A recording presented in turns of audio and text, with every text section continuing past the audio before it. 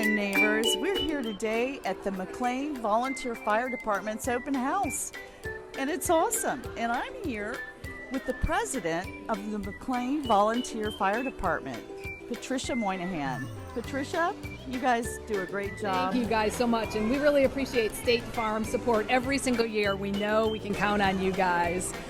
Thank you guys. It makes a big difference for us. State Farm, like a good neighbor. State Farm is here. Hello, Miss Firefighter lady. Hi, how's it going? It's going great. You guys got a great turnout here today, don't you? Yes, we do. Yeah. It's going good today. Yeah. So I was wondering if I could have a hat. Absolutely. Oh, thank You can you. always have it. Oh, thank you.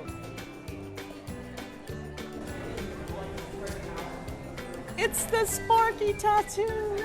I love it.